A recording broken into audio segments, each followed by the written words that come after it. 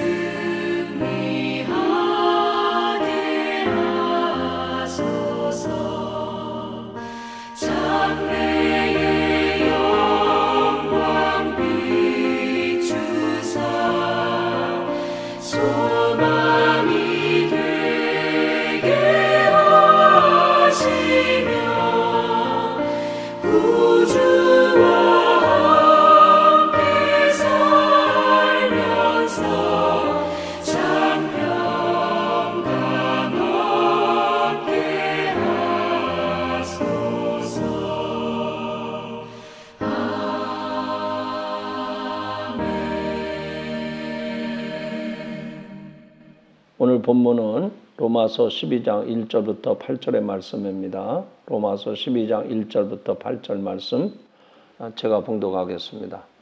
그러므로 형제들아 내가 하나님의 모든 자비하심으로 너희를 권하노니 너희 몸을 하나님이 기뻐하시는 거룩한 산 제물로 드리라. 이는 너희가 드릴 영적 예배니라. 너희는 이 세대를 본받지 말고 오직 마음을 새롭게 함으로 변화를 받아 하나님의 선하시고 기뻐하시고 온전하신 뜻이 무엇인지 분별하도록 하라.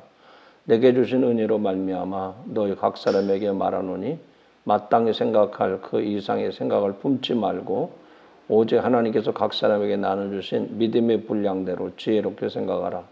우리가 한 몸에 많은 지체를 가졌으나 모든 지체가 같은 기능을 가진 것이 아니니 이와 같이 우리 많은 사람이 그리스도 안에서 한 몸이 되어 서로 지체가 되었느니라.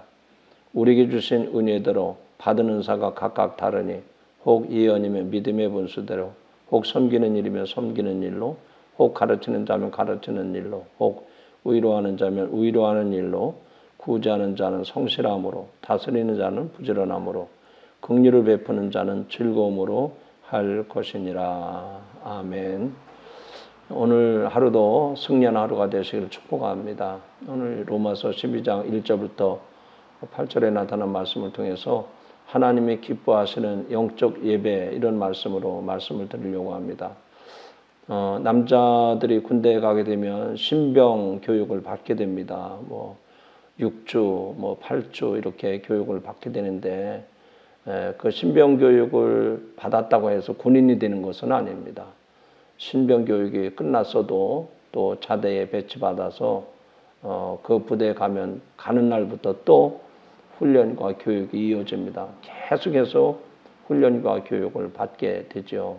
그래서 진정한 군인으로 이렇게 성장하게 되는 것입니다. 우리 성도들도 마찬가지라고 봅니다. 우리가 예수 믿고 구원받은 것은 분명하지만 그걸로 전부가 아닙니다. 구원받은 것은 사실이지만 구원받은 자로서 합당한 삶을 살기 위해서는 예배가 이루어져야 된다 하는 얘기입니다. 그런데 그 예배가 하나님이 기뻐하시는 영적 예배를 드릴 수 있어야 된다는 말이죠. 과연 어떻게 하는 것이 하나님이 기뻐하시는 영적 예배자가 되는 것인가? 오늘 본문을 통해서 두 가지를 살펴보려고 합니다. 첫 번째는 여기 1절에 나타난 말씀에 그 내용이 나옵니다. 제가 1절 읽어보겠습니다. 그러므로 형제들아 내가 하나님의 모든 자비하심으로 너희를 권하노니 너희 몸을 하나님이 기뻐하시는 거룩한 산 제물로 드리라. 이는 너희가 드릴 영적 예배니라 그랬어요. 여기서 영적 예배는 우리 자신을 거룩한 산 제물로 드리라는 겁니다. 여러분 이 거룩한 산 제물은 구약적인 표현이죠. 우리가 구약에서 보면 이스라엘 백성들이 하나님 앞에 제사 예배를 드릴 때마다 자기가 짐승을 잡아서 희생 제사를 드려야 됐습니다. 예배 드릴 때마다 항상 짐승을 잡아 하나님 앞에 희생 제사를 드려야 됐던 것이죠. 그때 산 제물로 하나님 앞에 예배 드리는 예배자의 모습이 나옵니다.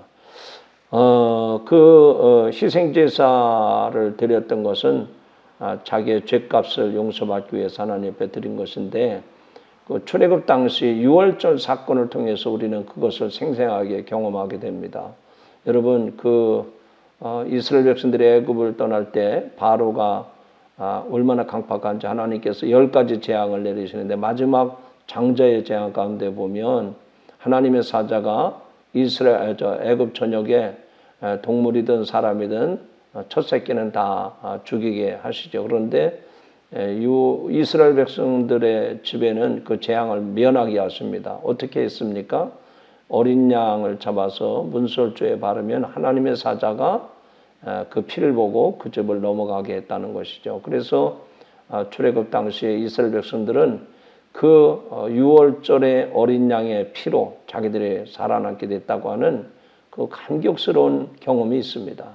오늘도 우리들이 하나님 앞에 예배 드릴 때 이런 희생제사가 있어야 된단 말이죠. 바꿔 말하면 나는 죄의 사함을 받았다고 하는 그런 은혜가 임해야 된다는 얘기입니다. 오늘 우리가 신앙생활하면서 예배를 드리다 보면 나도 모르는 동안에 이렇게 반복적으로 드리다 보니까 어떤 습관적으로 예배 드릴 수 있게 되고 또 본의 아니게 타성에 젖어서 예배 드릴 때가 있습니다. 그렇게 예배 드리면 안 된다는 얘기죠. 우리가 하나님 기뻐하시는 영적 예배는 바로 이런 속죄의 감격, 희생제사가 있어야 된다고 하는 것을 오늘 이 본문 1절 말씀을 통해서 깨닫게 됩니다. 두 번째로 하나님이 기뻐하시는 영적 예배자는 어떤 모습인가? 여기 본문 2절에 보면 그 내용이 나와 있습니다. 너희는 이 세대를 본받지 말고 오직 마음을 새롭게 함으로 변화를 받아 하나님의 선하시고 기뻐하시고 온전하신 뜻이 무엇인지 분별하도록 하라. 이 말씀을 아주 그냥 이렇게 압축을 한다고 하면 하나님의 뜻이 무엇인지 분별하라는 겁니다. 우리가 예배를 얼마나 많이 드리는가 그게 중요한 게 아니고 예배를 드릴 때마다 하나님의 선하신 뜻이 무엇인가 분별하라 하는 얘기죠. 이스라엘 백성들은 수없이 희생제사를 반복해서 드렸습니다. 그러나 우리들은 예수 그리스도가 십자가에 달려 죽으심으로 단번에 우리의 죄를 다 사해 주셨습니다. 그래서 우리는 그 죄 사함의 은혜를 믿고 이제 일주일에 한 번 우리가 주일 예배를 드리게 되는 거죠. 초대교회 이스라엘 백성들도 이제 예수님이 부활하신 날을 주일로 정하고 일주일에 한 번씩 모여서 이제 예배를 드렸지 않았습니까? 그런데 우리가 이제 이런 문제점이 또 있습니다. 일주일에 한 번 예배를 드리다 보니 나는 예배를 다 드렸다. 이런 착각, 이런 우를 범할 때가 있단 말이죠. 그런 것은 잘못된 것입니다. 우리가 한 번 예배를 드리지만 그 예배 성전에서 예배 드린 것이 전부가 아니라는 것이죠. 교회 나와서 예배 드리는 것도 중요하지만 이제 우리가 가정으로 또 세상으로 나가서 거기서도 예배자로서 삶을 살아가야 된다 하는 얘기입니다. 그래서 우리는 썬데이 크리스찬이 아니라 우리는 언제든지 어디서든지 예배자로서 우리가 선한 삶을 살아가야 될 줄로 믿습니다. 성도 여러분, 오늘 하나님이 우리에게 요구하시는 삶이 무엇입니까? 하나님이 기뻐 받으시는 영적 예배자로 살아가기를 원하십니다.